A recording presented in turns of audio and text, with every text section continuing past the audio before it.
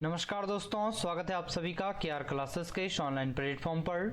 आज हम आपके लिए एक बहुत ही महत्वपूर्ण वीडियो लेकर आए हुए हैं जो आपके परीक्षा के पॉइंट ऑफ व्यू से बहुत महत्वपूर्ण है। तो चलिए शुरू करते हैं इस वीडियो को, जिस वीडियो के माध्यम से हम हिंदी की सारी फ्री ऑफ कॉस्ट यूट्यूब के माध्यम से पूरी हिंदी आपको पढ़ा दी जाएगी।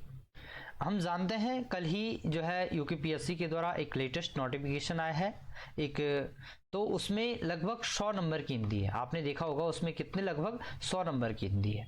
तो 100 नंबर अपने आप में बहुत बड़ा अंक होता है। एक पेपर हिंदी का है, तो आप हिंदी के जो है महत्व को समझ सकते हो। तो चलिए शुरू करते हैं।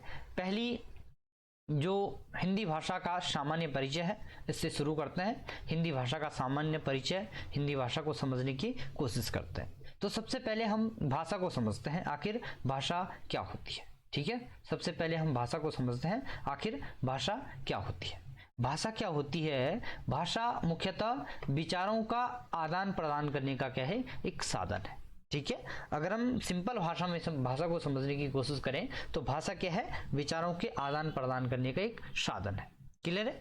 और भाषा में क्या होते हैं, ध्वनि संकेतों की व्यवस्था होती है, जो मानव मुख से जो निकली जो अभिव्यक्ति है, अभिव्यक्ति के द्वारा विचारों के आदान प्रदान करने का क्या है, एक साधन है। और भाषा की रचना विभिन्न ध्वनियों के संयोग से बने जो सार्थक शब्द होते हैं, निरर्थक नहीं बल्कि कैसे सार्थक शब्द, उनसे क्या होती है, भाषा का निर्माण होता है या भाषा की रचना होती है।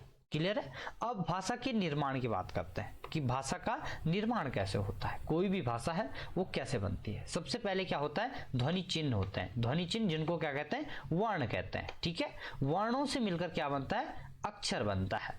अक्षर से क्या बनता है, शब्द या पद बनता है। और पद से क्या बनता है, पदबंध बनता है। और पदबंध से क्या बनता है, उपवाक्य बनता है। और उपवाक्य से मिलकर क्या बनता है, वाक्य बनता है। क्लियर है? तो इस प्रकार से किसी भी भाषा का क्या होता है, निर्माण होता है। भाषा की जो मूल इकाई है वो क्या है, वर्ण या ध्वनि चिन्ह है। जो भाषा की जो मूल इकाई है वो क्या है, वर्ण या ध्वनि चिन्ह। ठीक है, लिखित रूप में क्या है, वर्ण है, लेकिन मौखिक रूप में क्या है, ध्वनि है। तो भाषा की मूल इकाई क्या है, वर्ण या ध्वनि चिन्ह। ठीक है, और भाषा की सार्थक इकाई क्या है, वाक्य। भाषा की जो सार्थक इकाई है वो क्या है, वाक्य है। न शब्द है, न पदबंध है, न उपवाक्य, बल्कि क्या है, वाक्य है। तो भाषा की सार्थक इकाई जब भी आपसे पूछी जाए तो वो क्या होगी, वाक्य होगा। क्लियर है? अगले प्रश्न, अगले टॉपिक की ओर बढ़ते हैं। अगला क्या है, भाषा के मुख्यतः रूप। तो भाषा के मुख्यतः दो रूप होते हैं। ठीक है, हालांकि एक तीसरा रूप भी होता है, लेकिन उसको भाषा के मुख्य रूप से थोड़ा सा अलग करके हम पढ़ेंगे। क्लियर है? तो सबसे पहले होता है मौखिक रूप। मौखिक रूप क्या क्या होता है, इस रूप में विचारों का आदान प्रदान बोलकर और सुनकर किया जाता है। ठीक है, बोलकर और सुनकर किया जाता है। इससे पहले भी आपने कई बार जो है इस चीज को पढ़ा होगा, सुना होगा। ठीक है, लिखित रूप क्या होता है, विचारों के आदान प्रदान कैसे, लिखकर या पढ़कर किया जाता है। ठीक है, विचारों का जो आदान प्रदान होता है कैसे किया जाता है, लिखकर या पढ़कर किया जाता है। और मौखिक रूप को क्या है, दृश्य संकेतों द्वारा अंकित करने का क्या है, एक माध्यम है। कौन, लिखित रूप। क्लियर है? और तीसरा रूप आता है सांकेतिक भाषा। ठीक है, सांकेतिक भाषा क्या है, इसमें संकेत विशेष के द्वारा जो है क्या, विचारों का आदान प्रदान किया जाता है। आप देखते होंगे कभी आप जो है नो पार्किंग जोन में खड़े होंगे तो इस प्रकार से पी बना हुआ होगा और पी को क्या होगा, कट कर रखा होगा। तो ये क्या है, नो पार्किंग जोन है। ऐसे आपने नो स्मोकिंग वाला देखा होगा, ऐसे सिगरेट का साइन बना हुआ होता है और ऐसे कट किया होता है, तो क्या है, नो स्मोकिंग है। और इसके बाद भी आप देखते होंगे कभी भी जो है यू टर्न लेना होता है तो यू का साइन बना होता है रोड के किनारे पर। बाकी जो बोल नहीं पाते हैं, सुन नहीं पाते हैं, उन लोगों के द्वारा भी इस सांकेतिक भाषा का जो है प्रयोग किया जाता है। तो कहीं ना कहीं सांकेतिक भाषा भी एक विशेष भाषा है। आपको कोई भाषा लिखनी आती हो, बोलनी आती हो, ये मैटर नहीं करता है।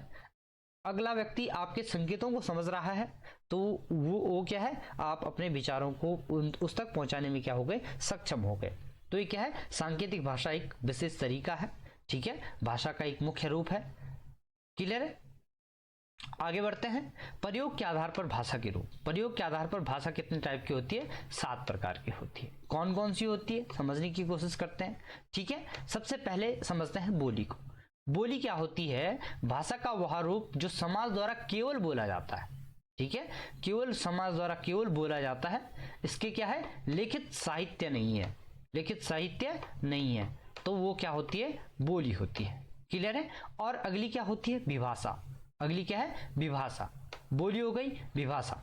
विभाषा क्या होता है, बोली में किसी बोली में साहित्य रचनाएं होने लगे परंतु उसका क्षेत्र विस्तृत ना हो, यानी कि लघु हो, तो उसे क्या कहते हैं, विभाषा कहते हैं। जैसे आपके गढ़वाली और कुमाऊनी में भी कई सारी रचनाएं हो रखी हैं, साहित्यिक रचनाएं हो रखी हैं। ठीक है, तो विभाषा हो गई, बोली हो गई। ठीक है, अब देख लेते हैं भाषा। भाषा क्या होती है, जिसका लिखित रूप भी हो और मौखिक रूप भी हो और क्षेत्र क्या हो, विस्तृत हो, उसको क्या कहते हैं, भाषा कहते हैं। क्लियर है, मतलब प्रयोग के आधार पर भाषा का ये क्या है, एक रूप है। क्लियर है। अब समझते हैं राष्ट्रभाषा।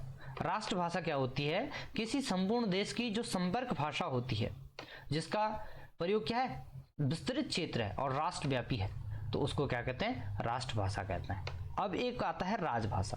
राजभाषा मतलब सरकारी कामकाज के लिए जिस भाषा का प्रयोग किया जाता है या सरकारी कामकाज के लिए जो भाषा स्वीकृत है उसको क्या कहते हैं, राजभाषा कहते हैं। जैसे हमारी हिंदी क्या है, हमारी राजभाषा है, जिस हिंदी को हम अध्ययन कर रहे हैं। ठीक है, अगला आता है मानक भाषा। मानक भाषा क्या होता है, वह विस्तृत क्षेत्र वाली भाषा जिसकी अपनी शैक्षणिक, वाणिज्यिक और साहित्यिक शब्दावली हो, उसको क्या कहते हैं, मानक भाषा कहते हैं। ठीक है, मानक भाषा कहते हैं जिसका क्या हो, अपना शैक्षणिक रूप हो, वाणिज्यिक भी हो और साहित्यिक भी हो, शब्दावली हो, उसको क्या कहते हैं, मानक भाषा कहते हैं। अगला आता है लोक भाषा। लोक भाषा क्या होती है, विशेष समुदाय द्वारा आपस में संवाद हेतु जो प्रयुक्त जो भाषा है उसको क्या कहते हैं, लोक भाषा। तो ये टाइप थे किसके, भाषा के। कितने टाइप थे, 7 प्रकार थे। ठीक है, किसके, भाषा के प्रयोग के आधार पर। ठीक है, भाषा के प्रयोग के आधार पर कितने, प्रयोग के आधार पर भाषा के कितने रूप थे, 7 रूप। कौन कौन सी, बोली, विभाषा, भाषा, राष्ट्रभाषा, राजभाषा और आपका कौन कौन सा है, मानक भाषा और लोक भाषा। ठीक है, इसके बाद समझने की कोशिश करते हैं भाषा परिवार। ठीक है, भाषा परिवार, जो भाषाएं क्या होती हैं, एक ही वंश मूल भाषा से क्या होती हैं, विकसित होती हैं, उनको एक भाषा परिवार का निर्माण करती हैं। ठीक है, जिनका क्या होगा, विकास जो है एक ही वंश या मूल से जो है, मूल भाषा से जिसका विकास हुआ हो, उसको क्या कहते हैं, भाषा परिवार कहते हैं। ठीक है, विश्व में, पूरे विश्व में मुख्यतः जो है 12 भाषा परिवार माने जाते हैं। कितने भाषा परिवार माने जाते हैं, 12 भाषा परिवार माने जाते हैं। और भारत में जिसमें से कितने, 4 भाषा परिवार हैं। ठीक है, भारत में कितने हैं, 4 भाषा परिवार। तो भारत में 4 भाषा परिवार कौन कौन से हैं, इसको समझने की कोशिश करते हैं। सबसे पहले है भारोपिया भाषा परिवार। ठीक है, भारोपिया भाषा परिवार लगभग 73% लोग जो है इसका क्या करते हैं, प्रयोग करते हैं, इसको बोलते हैं। नंबर 1 क्या है, संस्कृत, ईरानी, ग्रीक आदि भाषाएं एक ही मूल भाषा से क्या हुई हैं, विकसित हुई हैं, इसलिए इन्हें क्या कहते हैं, भारोपिया भाषा परिवार कहते हैं। इस भाषा परिवार में जो भाषा भारत में बोली जाती है उसे क्या कहते हैं, भारतीय आर्य भाषाएं कहते हैं। इस भाषा परिवार की जो भाषाएं भारत में बोली जाती हैं उसको क्या कहते हैं, भारतीय आर्य भाषाएं कहते हैं। ठीक है, द्रविड़ भाषा परिवार। द्रविड़ आप जानते हैं, द्रविड़ क्षेत्र किसको कहते हैं, जो दक्षिण क्षेत्र है, दक्षिण भारत का जो क्षेत्र है, द्रविड़ भाषा परिवार, लगभग 25% लोग इसका प्रयोग करते हैं। इसमें क्या आता है, तमिल आ गया आपका, तेलुगु आ गया, मलयालम आ गया, कन्नड़ आ गया। ठीक है, आदि भाषाएं इसमें क्या है, शामिल है। तो इसमें द्रविड़ भाषा परिवार।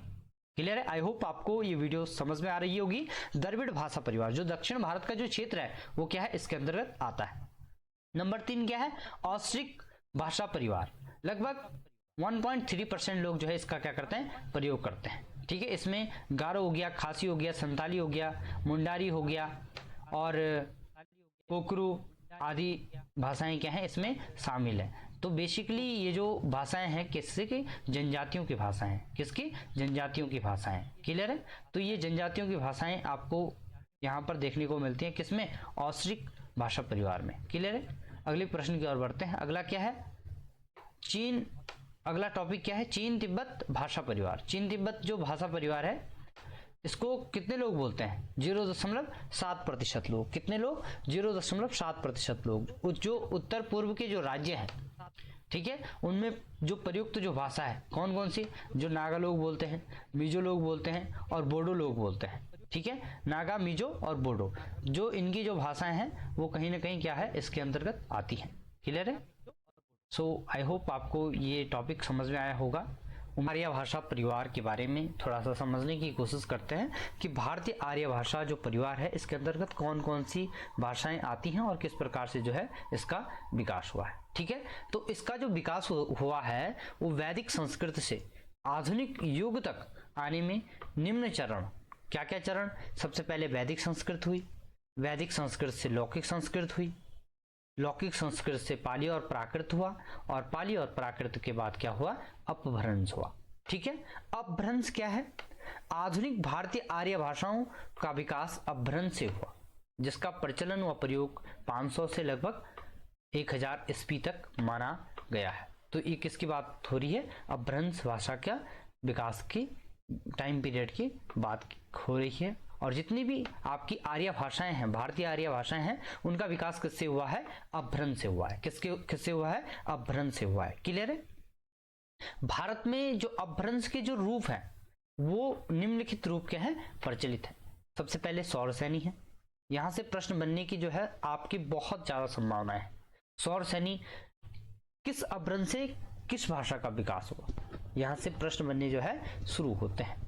ठीक है, तो सबसे पहले सौरसेनी को समझते हैं। सौरसेनी से किस किस का विकास होता है, पश्चिमी हिंदी, राजस्थानी और गुजराती। ठीक है, इन तीनों का किससे विकास होता है, आपके सौरसेनी अपभ्रंश से। किससे होता है, सौरसेनी अपभ्रंश से।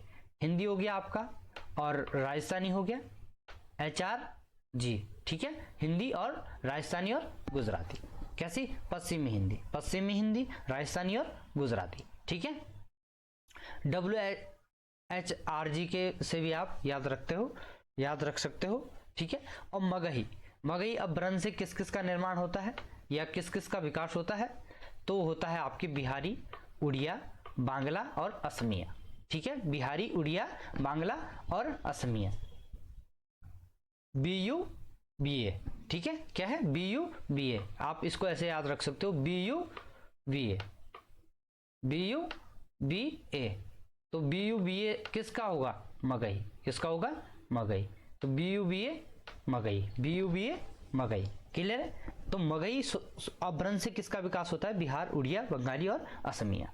ठीक है, अब अर्धमागधी, अर्धमागधी से किसका होता है, पूर्वी हिंदी का। अर्धमागधी से किसका होता है, पूर्वी हिंदी। ब्राचड़ अपभ्रंश से किसका होता है, पंजाबी और सिंधी का। खस अपभ्रंश से पहाड़ी हिंदी का विकास होता है। पहाड़ी हिंदी मतलब आपके जो गढ़वाली और कुमाऊनी और पहाड़ी हिंदी के अंतर्गत आते हैं, किससे, खस अपभ्रंश से इसका विकास होता है। क्लियर है? ब्राचड़ और खस अपभ्रंश का विकास किससे हुआ है, सौरसेनी अपभ्रंश से हुआ है। अब जो ये ब्राचड़ और खस हमने देखा अभी, इसका जो विकास होता है इन दोनों का, उन दोनों का विकास किससे हुआ है, सौरसेनी अपभ्रंश से ही हुआ है। ठीक है, और पंजाबी का विकास किससे होता है, पैसाची अपभ्रंश से होता है। ठीक है, पंजाबी भाषा का विकास किससे होता है, पैसाची अपभ्रंश से होता है। और पैसाची अपभ्रंश का विकास किससे होगा, ब्राचड़ से होगा। क्लियर है? तो ब्राचड़ से क्या है, ठीक है, पंजाबी और सिंधी। ये ब्राचा ही नहीं होगा बल्कि क्या होगा, ब्राचड़ होगा। ठीक है, यहाँ पर टाइपिंग मिस्टेक हो रखी है थोड़ा सा। ठीक है, आगे बढ़ते हैं। पंजाबी का विकास किससे होगा, पैसाची अपभ्रंश से होगा। ठीक है, यहाँ पर कुछ मेन हाईलाइट करके आपके सामने रखे गए हैं जहां से प्रश्न बनने की संभावना ज्यादातर होती है। तो अपभ्रंश के वाल्मीकि किसको कहा जाता है, स्वयंभू को। किसको कहा जाता है, स्वयंभू को। तो स्वयंभू को अपभ्रंश का वाल्मीकि कौन है, स्वयंभू है। अपभ्रंश का वाल्मीकि कौन है, स्वयंभू। क्लियर है?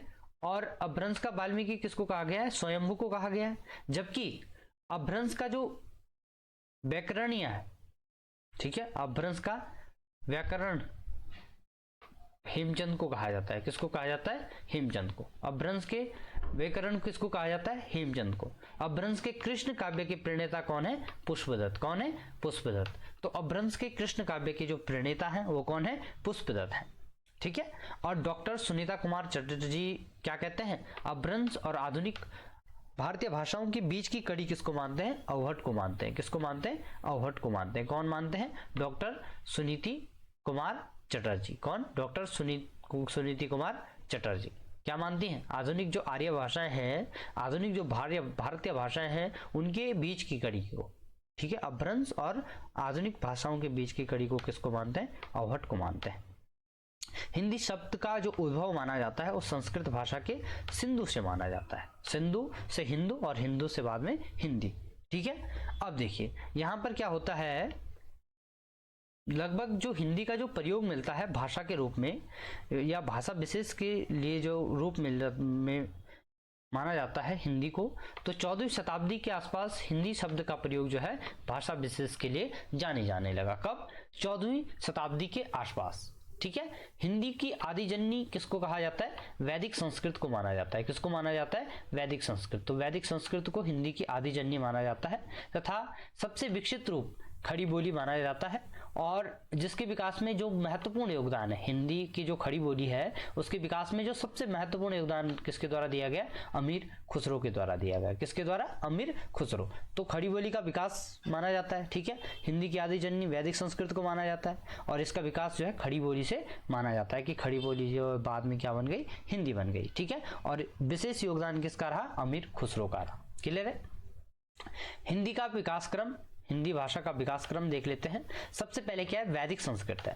वैदिक संस्कृत लगभग 1500 से 1000 ईसा पूर्व। ठीक है, और लौकिक संस्कृत 1000 से 500 ईसा पूर्व।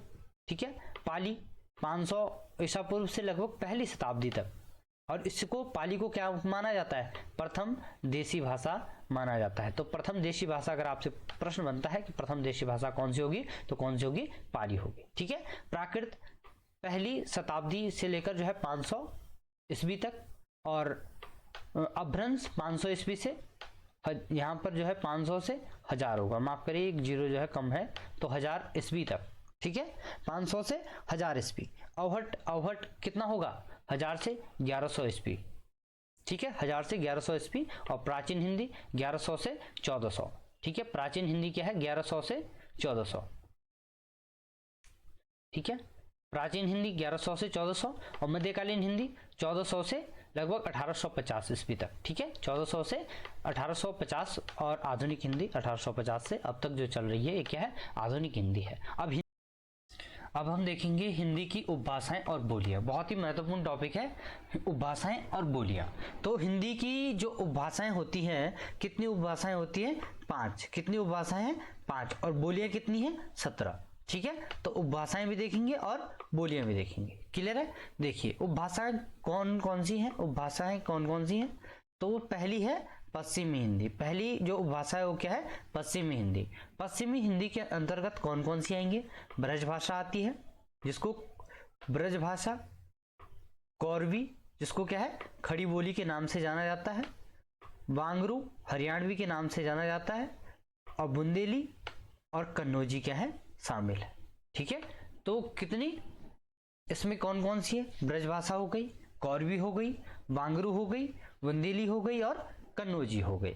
ठीक है, ब्रजभाषा मध्यकाल के प्रमुख साहित्यिक भाषा रही। इसमें सूरदास, नंददास, हरिदास आदि कवियों ने क्या करी? रचना करी। तो ब्रजभाषा अपने आप में जो है कहीं ना कहीं बहुत महत्वपूर्ण भाषा रही मध्यकाल के आसपास, और इसमें कई सारी साहित्यिक रचनाएं हुई। इसको याद रखने के लिए एक ट्रिक है। ट्रिक क्या है? बाबू कन्नौज के कौरवों पर ब्रज पड़े। बाबू कन्नौज के कौरवों पर ब्रज पड़े। बा से क्या है? बांगरू है। ठीक है, बा से क्या है? बांगरू। बू से क्या है? बुंदेली। क से क्या है? कन्नौजी। ठीक है, कौरवों पर क्या है? कौरवी। ब्रज पड़े क्या है? ब्रज भाषा। तो 1 2 3 4 और 5 कितनी है? 5। तो पश्चिमी हिंदी के अंतर्गत कितनी उपभाषाएं, कितनी बोलियां आ गई? 5 बोलियां। कितनी बोलियां आ गई? 5। कौन कौन सी? बाबू कन्नौज के कौरवों पर ब्रज पड़े। बा से क्या है? बांगरू। बू से क्या है? बुंदेली। क से क्या है? कन्नौजी। और कौरवों, कौरवी से क्या है? कौरवी। और ब्रज से पड़े से क्या है? ब्रज भाषा है। तो इस प्रकार से इस ट्रिक से आप इसको याद रख सकते हो। ठीक है, अब देखते हैं पूर्वी हिंदी। पूर्वी हिंदी के अंतर्गत कौन कौन सी जो भाषाएं आती हैं? पूर्वी हिंदी के अंतर्गत 3 आती हैं, अवधी, बघेली और छत्तीसगढ़ी। ट्रिक क्या है? ABC। ट्रिक क्या है? ABC। पूर्वी हिंदी के अंतर्गत कौन कौन सी आती है? अवधी, बघेली और छत्तीसगढ़ी। और तुलसीदास द्वारा जो रामचरितमानस है, ठीक है, रामचरितमानस और जायसी की जो पद्मावत है, वो उनकी जो भाषा है क्या है, अवधी है। ठीक है, क्या भाषा है, अवधी। रामचरितमानस अवधी में लिखी गई है और पद्मावत भी किस में लिखी गई है, अवधी में।